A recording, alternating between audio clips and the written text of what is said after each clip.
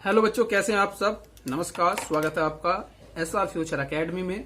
और आज हम बात करने वाले हैं एक महत्वपूर्ण टॉपिक के बारे में जो आपकी आईयूपीएससी नेम की एक बेस हो सकती है, एक नींव हो सकती है। क्योंकि अगर आईयूपीएससी नाम हम लिखना जा रहे हैं तो इसके बिना आईयूपीएससी नाम लिखना नामुमकिन है। क्योंकि आप सभी लोग जानते हैं, जैसे हम संतृप्त हाइड्रोकार्बन के या कार्बनिक यौगिकों के हम आईयूपीएससी नाम जनरेट करते हैं, नाम लिखते हैं, तो आपको पता होगा कि हमें सी की संख्या बदल बदल के दी जाती है। कहीं पर सी की संख्या 1 होती है, तो कहीं पर 2 होती है, तो कहीं पर 3 होती है, और ये ऐसे ही करते करते अगले क्रम में बढ़ती जाती है। तो जैसे ही सी की नंबरिंग बदलती है, सी के नंबर बदलते हैं, तो हमारे आईयूपीएससी नाम चेंज हो जाते हैं। चेंज किस तरीके से होते हैं उसके लिए हम 1 सी है तो क्या नाम पढ़ें, 2 सी है तो क्या नाम पढ़ें और किस तरीके से पढ़ें, वो सब इस वीडियो में बताने वाले हैं। तो बने रहिए अंत तक हमारे साथ। और अगर हमारे चैनल पर नए हो तो हमारे चैनल को सब्सक्राइब जरूर करें, साथ ही साथ बेल आइकन दबाकर हमसे जुड़ जाए। और अगर वीडियो पसंद आए तो शेयर और लाइक करना बिल्कुल ना भूलें।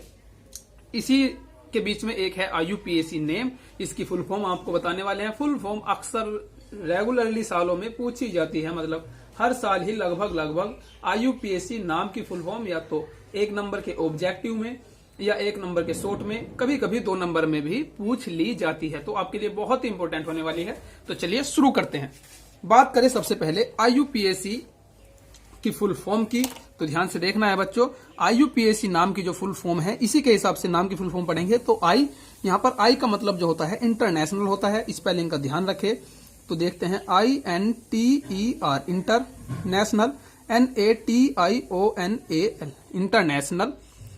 यू से जो पढ़ा जाएगा वो यूनियन पढ़ा जाएगा, इंटरनेशनल यूनियन। यहाँ पर इंटरनेशनल यूनियन, इस स्पेलिंग को बिल्कुल ध्यान से देखते रहे। इंटरनेशनल यूनियन ऑफ, यहाँ देखते रहिए। पी का मतलब यहाँ पर प्योर है। पी का मतलब क्या है बच्चों, यहाँ पर थोड़ा ध्यान से देखिए, मिसमैच हो गया है। पी का मतलब है यहाँ पर प्योर, PURE। इस स्पेलिंग का बिल्कुल ध्यान रखेंगे।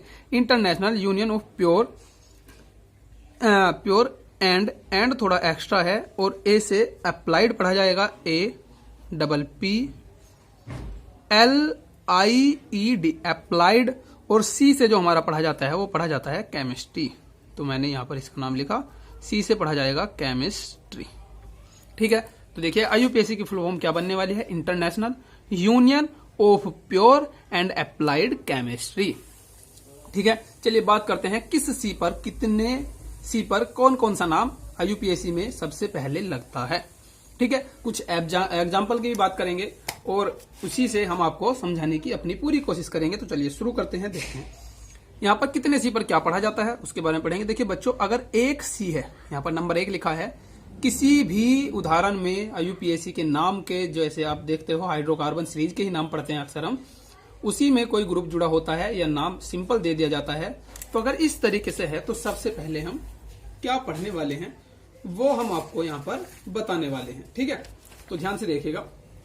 अगर आपके पास कार्बन का एक यौगिक मौजूद है, एक तत्व बोल सकते हैं, यौगिक नहीं कह सकते, तत्व बोल सकते हैं, या कार्बन की गिनती 1 है, तो उसके लिए हम मेथ पढ़ते हैं। क्या पढ़ते हैं बच्चों उसके लिए हम मेथ। इंग्लिश में इसे, इंग्लिश में भी ध्यान रखें क्योंकि कभी कभी हिंदी और इंग्लिश में थोड़ी सी गड़बड़ हो जाती है। मेथ पढ़ते हैं। कार्बन के अगर 2 हैं तो यहाँ पर एथ पढ़ते हैं, ETH एथ होता है, ध्यान रखना है। अगर कार्बन के 3 हैं तो उसके लिए हम प्रोप पढ़ते हैं। बच्चों पढ़ते कैसे हैं एग्जाम्पल के जरिए हम आपको बताएंगे। फिलहाल आप हमारे साथ बने रहिए। PROP प्रोप पढ़ते हैं। ठीक है। देखिए अगर कार्बन के 4 हैं बच्चों, कितने 4 हैं, तो उसके लिए हम ब्यूट पढ़ते हैं। देखिए ब्यूट यहाँ पर हिंदी में कैसे लिखा हुआ है और इंग्लिश में बट वाला, इसे हम ब्यूट पढ़ेंगे।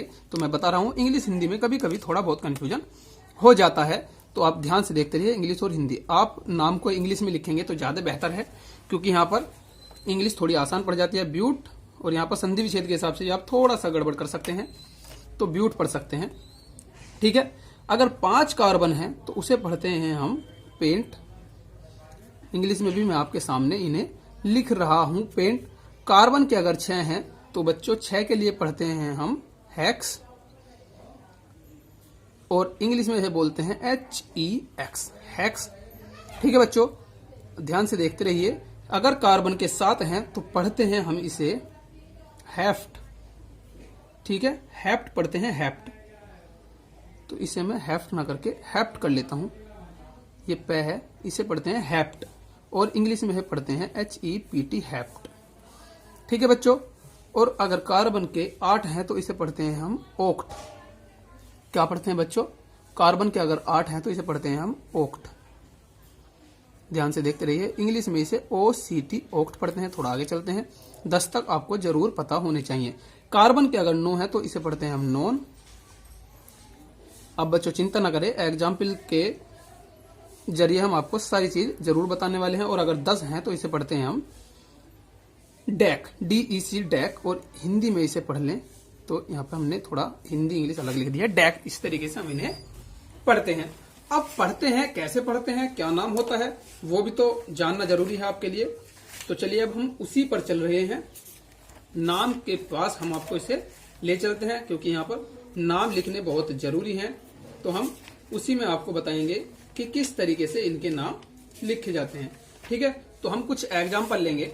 एग्जाम्पल के जरिए हम आपको सभी नाम इसमें बताने वाले हैं, तो आप ध्यान से देखते रहिए। चलिए बात करते हैं। अब देखिए बच्चों, हम एक एग्जाम्पल लेते हैं, ध्यान से देखना। यहाँ पर हमने एक एग्जाम्पल लिया यहाँ पर। ठीक है, एग्जाम्पल लेने से पहले मैं आपको बता दूं, जो आपके नाम होते हैं वो 3 तरीके के नाम पढ़े इसमें लिखे जाते हैं। 3 तरीके में क्या है, सीरीज में सिंगल बॉन्ड दिया हो सकता है, डबल बॉन्ड दिया हो सकता है, और ट्रिपल बॉन्ड भी दिया हो सकता है। मतलब नाम में सिंगल बॉन्ड हो सकता है, डबल बॉन्ड हो सकता है, और ट्रिपल बॉन्ड भी हो सकता है। तो अगर सिंगल बॉन्ड है तो उसके लिए हम लास्ट में एन लगा देते हैं, ANE, एन। डबल बॉन्ड है, इसे हिंदी में भी लिख सकते हैं एन, तो इन लगा देते हैं IUPAC के लास्ट में, अंत में शब्द के।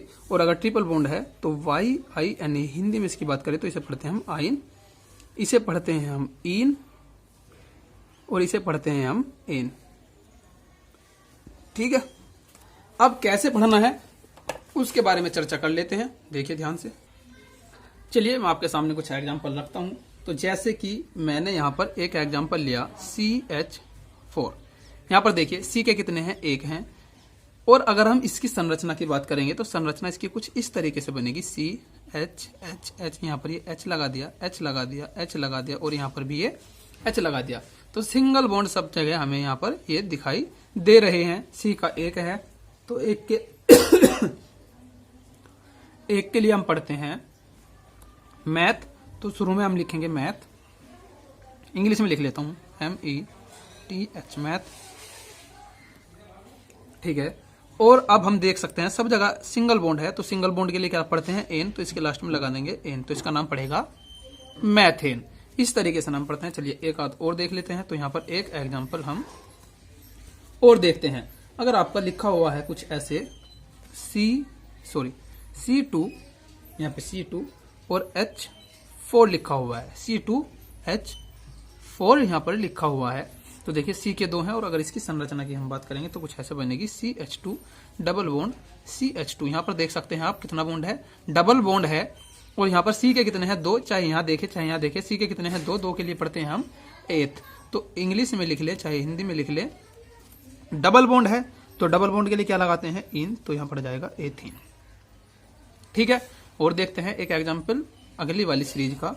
अगर ट्रिपल बॉन्ड है तो ट्रिपल बॉन्ड कैसे बनेगा और उसका नाम कैसे हम आइन लगाएंगे वो देखते हैं। देखिए यहाँ पर अगर ऐसे लिखा हुआ है C2, क्या लिखा हुआ है बच्चों, C2, और यहाँ पर लिखा हुआ है H2, कितना, C2H2। तो अगर इसे खोलने की बात करें तो इसका जो बनता है वो ऐसे बनता है, C या तो डबल H इधर लगा ले या H इधर लगा ले, तो उससे कोई फर्क नहीं पड़ने वाला। ऐसे लिख ले C और यहाँ पर H, क्योंकि यहाँ पर एक H इस C के साथ हो जाएगा और एक C के।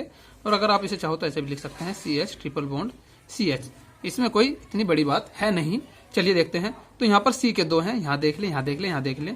2 के लिए हम पढ़ते हैं ETH।